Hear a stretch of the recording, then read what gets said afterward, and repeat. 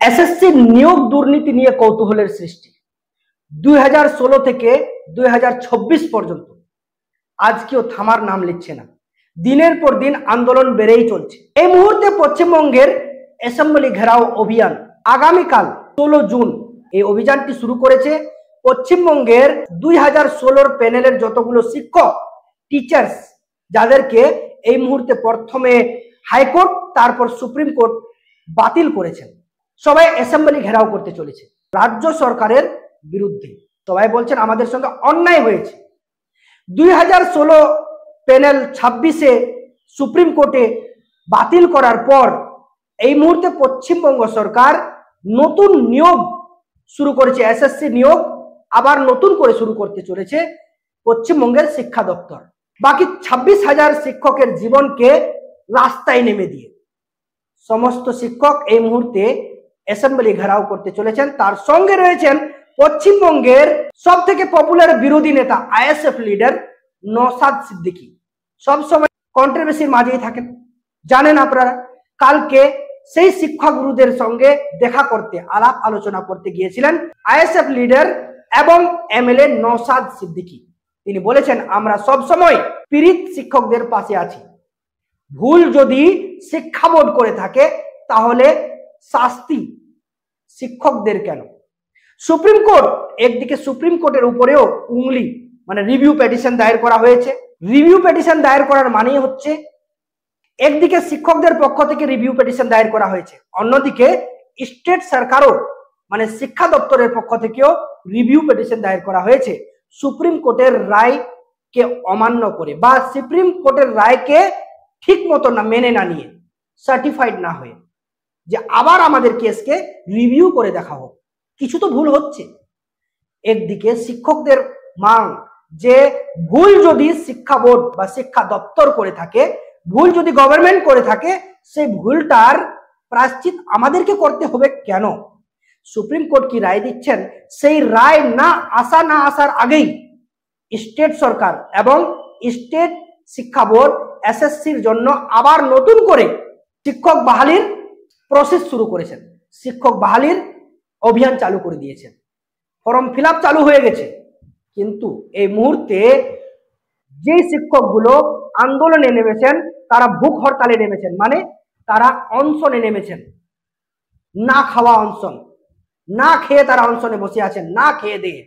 এবং এই মুহূর্তে সমস্ত শিক্ষক, সমস্ত বিরোধী দলের পক্ষ থেকে কিছু লোকজন এই মুহূর্তে অ্যাসেম্বলি ঘেরাও করার অভিযানের ডাক দিয়েছে। এই অভিযানে উপস্থিত থাকবেন নওশাদ সিদ্দিকী এবং নানান বিরোধী দলের নেতারা। জুড়ে থাকুন এনএসএফ এর সাথে। নওশাদ সিদ্দিকী কি বলছেন সেটাও আপনাদের সামনে তুলে ধরার চেষ্টা করছি, দেখুন। আমাকে দিয়েছে 15,004 জন মতো আছে যারা তাদের দাবি তারা বৈধ পন্থা অবলম্বন করে তারা চাকরি পেয়েছে, প্রাতিষ্ঠানিক দুর্নীতি তারা শিকার হচ্ছে। তারা রাজ্য সরকারের উদ্দেশ্যে বার্তা যে আপনারা এক্সাম যে কন্ডাক্ট করার চেষ্টা করছেন, যে ফর্ম ফিল আপ হচ্ছে, ফর্ম ফিল আপের ডেটটা 1 মাস পিছিয়ে দেন। ইতিপূর্বে আমরা এই যে 26,000 চাকরি বাতিল হয়েছে, ওর মধ্যে যারা বৈধ পন্থা অবলম্বন করে চাকরি পেয়েছে তাদের হয়ে বিভিন্ন জায়গা থেকে প্রতিবাদ আমরা করছি, তাদের পক্ষ নিচ্ছি এবং রাজ্য সরকারের অপদার্থতার আমরা বিরুদ্ধে বলছি। আজকে যে দাবিটা নিয়ে এসেছে মানবিক মুখ্যমন্ত্রী, অনেক অনেক বিশ্লেষণ তার সাথে যুক্ত করে। অবশ্যই তার ভালোবাসার মানুষেরা তাকে 101টা বিশ্লেষণ দিতেই পারে তার নামের সাথে, সেখানে কোনো আমার বিতর্ক নয়। কিন্তু আমি একজন বলবো, মানবিকতার খাতিরে এখন যে দাবিটা নিয়ে উপস্থিত হয়েছে, এটা রাজ্যের মুখ্যমন্ত্রীকে আমি বিধানসভার মধ্যে অবশ্যই বলবো বিষয়টা, এইটা মান্যতা দেওয়া দরকার। যে আপনি বারবার বলেছিলেন, বিভিন্ন মঞ্চ থেকে বলেছিলেন যে এই শিক্ষকদের তারা পাশে থাকবেন এবং এই শিক্ষকদের যত রকম plan A, plan B, plan C, বিভিন্ন প্ল্যানের মাধ্যমে এদেরকে আপনারা ইনশিওর করেছিলেন যে এদের পাশে আপনি থাকবেন। সে কতটা থাকছেন না থাকছেন এখন বোঝা যাচ্ছে। এখন মানবিকতার খাতিরে এই যে যে ডিমান্ড নিয়ে এসেছে ফর্ম ফিল আপটা 1 মাস পিছিয়ে দেওয়ার জন্য, আমি একজন এমএলএ হিসাবে, আইনসভার সদস্য হিসাবে, একজন পশ্চিমবাংলার নাগরিক হিসাবে, আমার যারা এসেছেন তারা শিক্ষাগুরু, কারণ এই ধরনের শিক্ষা দিতে পারছি তাদের একটা গুরুত্বপূর্ণ অবদান হচ্ছে আজকে যারা সামনে দাঁড়িয়ে আছেন শিক্ষাগুরু। তাই এই শিক্ষাগুরুদের জন্য আমি আবেদন করছি মিডিয়ার মাধ্যমে রাজ্যের মুখ্যমন্ত্রীর কাছে যে ডিমান্ডটা আছে 1 মাস পিছিয়ে দেওয়া হোক। এরা আশা করছেন এনারা যে সুপ্রিম কোর্টে রিভিউ পিটিশন হয়েছে বা এনাদের পক্ষ থেকে যে মামলা হয়েছে, দেশের আইন বিচার ব্যবস্থার প্রতি আমাদের সকলের আস্থা আছে। সেই জায়গা থেকে যারা আমরা বৈধ পন্থা অবলম্বন করে চাকরি পেয়েছি তারা নাই ফিরে পাবে। সুতরাং এখানে বিতর্কের কোনো জায়গা নাই। যে বলছিলেন কিছুদিন পূর্বেই যে 25,000 20,000 টাকা করে দিতেও প্রস্তুত, রাজ্যের কোষাগারের অবস্থা খুব একটা ভালো নয়, আমাদের সরকারি কর্মচারীদের প্রাপ্য দিয়ে কেন্দ্রীয় সমহারে দিতে পারছে না কেন? রাজ্যের অর্থনৈতিক অবস্থা খারাপ। হসপিটালে ডাক্তার নাই কেন ভাঙড়ে? প্রশ্ন যখন করি। আপনার নার্স নাই কেন? ইকুইপমেন্ট নাই কেন? হসপিটালে আপনার এক্সরে মেশিন থাকলেও টেকনিশিয়ান নাই। টেকনিশিয়ান থাকলে আপনার প্রিন্টের জন্য যে প্লেট হয় সেটা নয় কেন? আর্থিক দুরবস্থার জন্য। যখন এই প্রশ্নগুলো তুলি অ্যাসেম্বলি হাউসের মধ্যে বলে আর্থিক দুরবস্থা, সেই আর্থিক দুরবস্থার সামনে থেকেও গ্রুপ সি গ্রুপ ডিকে কিভাবে 20,000 25,000 করে দিতে পারছিল? নিশ্চিতভাবে মানবিকতার দিক থেকে যদিও কোর্টে এটা ধাক্কা খেয়েছে, যদি এতটা বড় কাজ করতে পারে ভাঁড় শূন্য তারপরেও 20,000 25,000 দিতে পারে, তাহলে কেন 1 মাস সময় পিছিয়ে দিতে পারে না? তার প্রশ্ন তো উত্তর চেয়েছিলাম, তার প্রশ্নের উত্তর দিতে পারেনি, উল্টে ঘুরিয়ে ঘুরিয়ে কথা বলছিলেন। প্রশ্ন করেছিলাম স্টেট হজ ইন্সপেক্টর নিয়োগে দুর্নীতি হয়েছে, সংখ্যালঘু কমিশন কেন চুপ ছিল? উত্তর দিচ্ছে আমাকে যে হজে যখন যায় অনেক মন্ত্রীরা তাদেরকে ছাড়তে যায়, মন্ত্রীরা না হয়তো ছাড়তে গেলে ওদের হজ হয়তো কবুল নাও হতে পারে। মাইনরিটি কমিশনের ভাইস চেয়ারপারসন আগে ছিল একজন, এখন 2 জন হচ্ছে। এই মর্মে একটা বিল এসেছিল, বিলটা অবশ্য আইনে পরিণত হয়েছে, মানে ভোটাভুটি হয়নি, এমনি সংখ্যাগরিষ্ঠতা পেয়ে গিয়েছে। সেখানে আমাকে চর্চা করার সুযোগ দিয়েছিল। আমি প্রশ্ন করেছিলাম যে মাইনরিটি কমিশনটা কি, ফাংশন কি? সারা রাজ্যে মাইনরিটির উপর অত্যাচার চলছে, কখনো পুলিশ পিটাচ্ছে ধরে, কখনো কাস্টোডিয়াল ডেথ হচ্ছে, কখনো জেলের ভেতরে অত্যাচার করে মারা হচ্ছে, কখনো ধর্মীয় স্লোগান তুলে পিটিয়ে মারা হচ্ছে। সেই জায়গাতে মাইনরিটি কমিশনের অবস্থানটা কি? আপনারা জানেন গত বছরে যখন সন্দেশখালীতে বিজেপির একটা দল এমএলএদের দল যাচ্ছিল, সেই সময় রাজ্য প্রশাসন তাদেরকে আটকে ছিল। ওই রাজ্য প্রশাসনের মধ্যে আমাদের রাজ্যের একজন শিখ ধর্মাবলম্বী পাঞ্জাব অফিসার ছিলেন। তিনি সেই সময় বিজেপির ওই দলের মধ্যে থেকে খালিস্তানি বলে ওনাকে দেখে দিয়েছিল। ওই প্রসঙ্গটাও আজকে তুলেছি। সেই সময় মাইনরিটি কমিশন মুখে কি দিয়ে বসেছিল, না চোখে কি দিয়েছিল? শুধু অর্নামেন্টাল একটা পদ বাড়িয়ে দিয়ে তৃণমূলের নেতাদের গুতগুতি কাকে কোন পদ দেবে সেই জায়গা পাচ্ছে না, পদ দরকার, তারা তো থাকবে না। ওই একটা কাউকে নীল বাতি চড়ানোর জন্য পদ ক্রিয়েট করার হচ্ছে, এর বিরোধিতা আমি করেছি।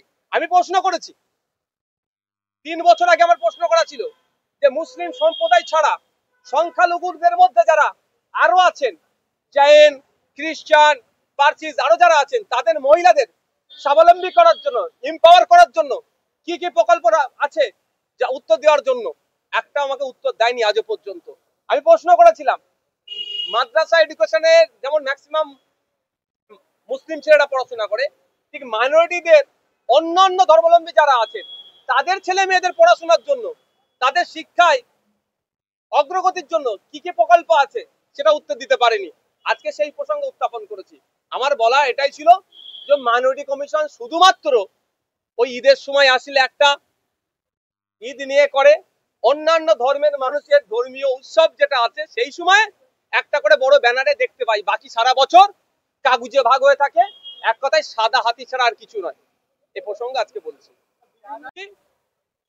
যে 1 মাস সময় পিছিয়ে দেওয়া হোক, যে এরা যে শিক্ষকরা এসেছেন যে ডিমান্ড সেটা রাখা হোক, পরবর্তীতে নিশ্চিতভাবে আইন মেনে যে পদক্ষেপ নেওয়া দরকার সেটা অবশ্যই নেবে।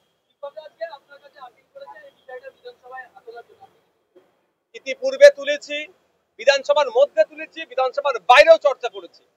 আমার যে কটা প্রোগ্রাম এখন করছি যে কটা প্রোগ্রামের সাথে আমাদের যে 26,000 যে চাকরি বাতিল হয়েছে, তার মধ্যে যারা বৈধ পন্থা অবলম্বন করে চাকরি পেয়েছে তাদের কথা বারবার বলছি। অবশ্যই বিধানসভার মধ্যে আবার সোমবার থেকে দুদিন ছুটি আছে, সোমবার থেকে শুরু হচ্ছে, অবশ্যই এই ডিমান্ডটা তুলবো। মানে এই সেশনেই তুলবেন? অবশ্যই এই সেশনেই আমাদের শিক্ষাগুরুদের যে ডিমান্ডটা আছে, যারা বৈধ পন্থা অবলম্বন করে চাকরি পেয়েছেন, যে 15,004 জন মতো, তাদের যে ডিমান্ড আছে সেটা তুলব। যাদের কথাতে সাম্প্রদায়িক দাঙ্গা হতে পারে, মাইনরিটি কমিশন সুমোটো কেন করতে পারে না?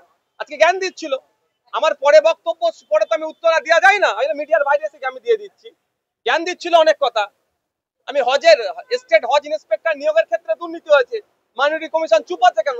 তখন আমাকে জ্ঞান দিচ্ছিলেন ভিতরে, লাইভ তো চলেনি। সমস্যা এখানে হজ যখন হয় অনেক মন্ত্রীরা তাদেরকে রিসিভ করতে যায় বা ছাড়তে যায়, লাভ কি হবে ওতে? 4 লাখ টাকা নিজের গাঁটের টাকা দিয়ে খরচ করতে আমি হজে যাচ্ছি, আমাকে মন্ত্রী ছাড়তে আসলে এর জন্য আমার হজ কবুল হয়ে যাবে এরকম ব্যাপার নয়। আমি যে হজে যাচ্ছি নতুন, আমি সেখানে ওখানে গিয়ে আমি সমস্যায় পড়লে আমার সমাধান করার জন্য স্টেট হজ ইন্সপেক্টর থাকে, তারা যাবে যারা টেন্টেড। আর এখন যাদেরকে পাঠিয়েছে তাদের অধিকাংশ আনটেন্টেড, তারা না প্রশিক্ষণ নিয়েছে না না ঠিক মতো সেই আরবিক লোকাল ল্যাঙ্গুয়েজটা জানে। তারা গিয়েছে কি শাসক দলের চাটুকারিতা করে বলে তাদেরকে পাঠিয়েছে, এই বিষয়ে তারা চর্চা করছে না।